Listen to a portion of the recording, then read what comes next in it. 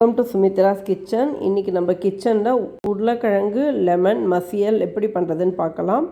இதுக்கு நல்லா கெட்டி உருளைக்கிழங்காக எடுத்துக்கோங்க. அதை நல்லா அலம்பிட்டு தோல் சீவிட்டு அதை திருப்பியும் தண்ணியில் போட்டு நல்லா அலம்பிட்டு தென் அதை நம்ம பெரிய உருளைக்கிழங்கு பொரியலுக்கு எப்படி கட் பண்ணுவோமோ அந்த மாதிரி கட் பண்ணி ஒரு குக்கர் தட்டில் வச்சு குக்கரில் வச்சு வேக வச்சு எடுத்துக்கலாங்க.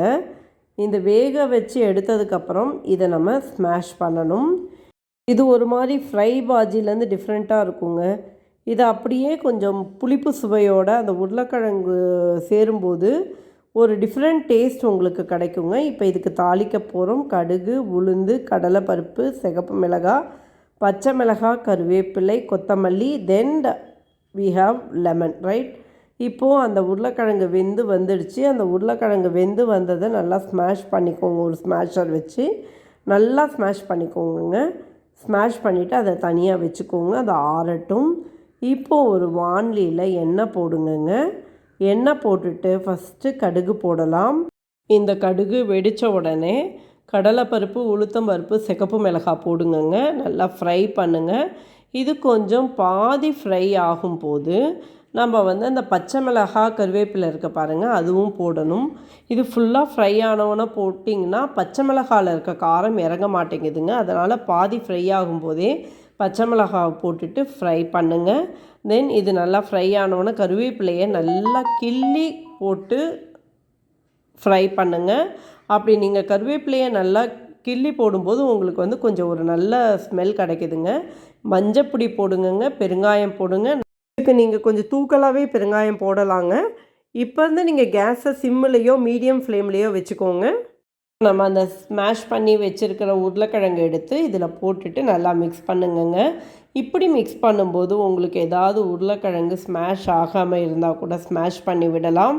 இப்போ இதுக்கு தேவையான அளவு உப்பு போடுங்கங்க. உப்பு போட்டுட்டு நல்லா மிக்ஸ் பண்ணி விடுங்க. இது சும்மா இந்த எண்ணெயில் ஒரு சிம்மில் வச்சுக்கிட்டு நீங்கள் ஒரு 5 மினிட்ஸ் இந்த மாதிரி பண்ணால் போதுங்க.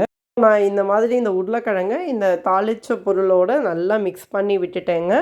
இப்போ கேஸ் நான் சிம்மில் தான் வச்சுருந்தேன். ஒரு 6 மினிட்ஸ் இந்த மாதிரி நான் பண்ணேங்க. இந்த மாதிரி உங்களுக்கு இந்த உருளைக்கிழங்கு கலவை ஒரு 1 கோல வரும்போது நீங்கள் கேஸை ஆஃப் பண்ணிடலாங்க. இந்த உருளைக்கிழங்கு கலவை வாணலியிலே நல்லா ஆறட்டுங்க. ஆறின உடனே நம்ம என்ன பண்ண போகிறோம்னா நம்ம லெமன் பிழிய போகிறோம். இந்த ஸ்டேஜில் நீங்கள் வேணால் உப்பெல்லாம் செக் பண்ணிக்கலாங்க.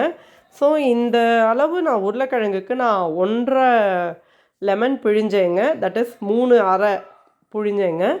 ஆக்சுவலி எனக்கு கொஞ்சம் புளிப்பாக தேவையாக இருந்தது. உங்களுக்கு ரொம்ப புளிப்பு தேவையில்லைன்னா 1 லெமன் புழிஞ்சிக்கிட்டால் கூட போதுங்க.